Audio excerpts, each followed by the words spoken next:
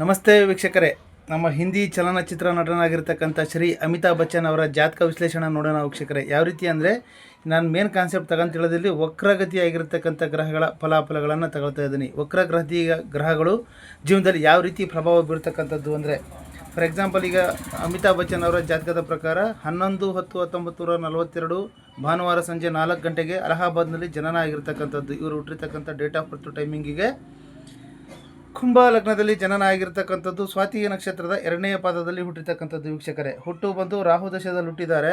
ಈ ಪ್ರಾರಬ್ಧ ಕರ್ಮ ಥಿಯರಿ ಮೀನ್ಸ್ ಗರ್ಭತ ತೆಗೆದುಬಿಟ್ಟು 12 ವರ್ಷ 3 ತಿಂಗಳು 7 ದಿವಸಗಳು ಉಳಿದಿರ್ತಕ್ಕಂಥದ್ದು ರಾಹು ದಶ ಬಾಕಿ. ಇವರು ಅಮಿತಾಬ್ ಬಚ್ಚನ್ ಅವರ ಜಾತಕದಲ್ಲಿ ನೋಡಿ, ಲಗ್ನಾಧಿಪತಿಯಾಗಿರ್ತಕ್ಕಂಥ ಶನಿಯು ಚತುರ್ಥ ಕೇಂದ್ರ ಸ್ಥಾನವಾದ ವೃಷಭ ರಾಶಿಯಲ್ಲಿ ವಕ್ರನಾಗಿದ್ದಾನೆ.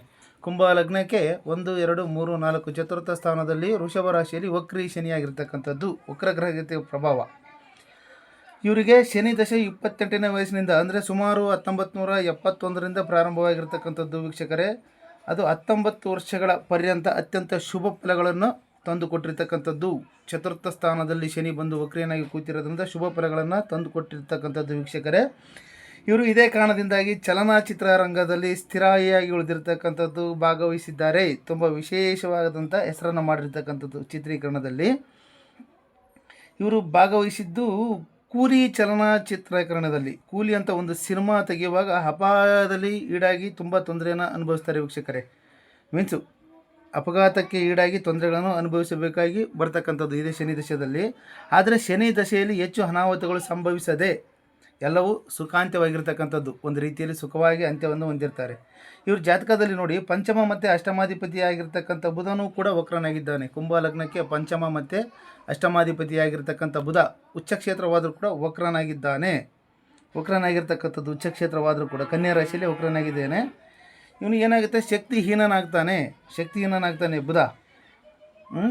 ಶಕ್ತಿಹೀನನಾಗಿ ಇದರ ಪರಿಣಾಮ ಏನಾಗುತ್ತೆ ವೀಕ್ಷಕರೇ ನೋಡಿ, ಜಾತಕದಲ್ಲಿ ದಶೆಯ ಅರ್ಧ ಭಾಗದಲ್ಲಿ ಅಮಿತಾಬ್ ಬಚ್ಚನ್ ರವರಿಗೆ ತೊಂದರೆಗಳು ಹೆಚ್ಚಾಗಿ ಅನುಭವಕ್ಕೆ ಬಂದಿರತಕ್ಕಂಥದ್ದು ಬುಧ ದಶದಲ್ಲಿ.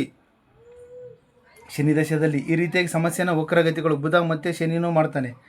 ಇವರು ಜಾತಕದಲ್ಲಿ ರಾಜ್ಯಕಾರಕನಾದ ರವಿ ಮತ್ತು ರಾಜ್ಯ ಸ್ಥಾನಾಧಿಪತಿಯಾಗಿರ್ತಕ್ಕಂಥ ಕುಜ ಇಬ್ಬರೂ ಕೂಡ ಲಗ್ನಾತ್ ಅಷ್ಟಮದಲ್ಲಿರುವುದರಿಂದ, ಮೀನ್ಸ್ ರಾಜ್ಯಕಾರಕ ರವಿ ಮತ್ತು ಈ ರಾಜ್ಯ ಸ್ಥಾನಾಧಿಪತಿಯಾಗಿರ್ತಕ್ಕಂಥ ಕುಜನು ಅಷ್ಟಮ ಸ್ಥಾನದಲ್ಲಿ ಕೂತಿದ್ದಾರೆ. ಜೊತೆಗೆ ರಾಜಕೀಯ ಮುಂದುವರಿಯಲು ಅಂತ ಬದಲಾವಣೆಯನ್ನು ತಂದುಕೊಡಲಿಲ್ಲ ರಾಜಕೀಯ ಕ್ಷೇತ್ರದಲ್ಲಿ ವೀಕ್ಷಕರು. ಇವರಿಗೆ ಯಾರಿಗೆ, ಅಮಿತಾಬ್ ಬಚ್ಚನ್ ಅವರ ಜಾತಕದಲ್ಲಿ ಇವರು ರಾಜ್ಯಕಾರಕರಾಗಿರ್ತಕ್ಕಂಥ ಸ್ಥಾನಾಧಿಪತಿಯಾಗಿರ್ತಕ್ಕಂಥ ರವಿ ಕುಜರು ಅಷ್ಟಮ ಸ್ಥಾನದಲ್ಲಿ ಬಂದು ಕೂತಿರೋದ್ರಿಂದ ರಾಜಕೀಯ ಕ್ಷೇತ್ರದಲ್ಲೂ ಮುಂದುವರಿಯಲು ಸಾಧ್ಯ ಆಗಲಿಲ್ಲ ವೀಕ್ಷಕರೇ.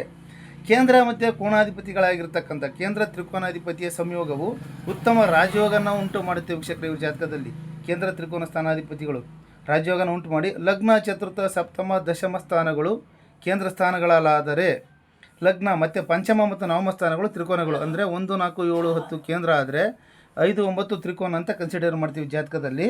ಈ 2 ಸ್ಥಾನದಲ್ಲಿ ಆಗಿರೋದ್ರಿಂದ ಲಗ್ನಾಧಿಪತಿಗೆ ಯಾವಾಗಲೂ ವಿಶೇಷ ಸ್ಥಾನವನ್ನು ಕೊಡ್ತೀವಿ.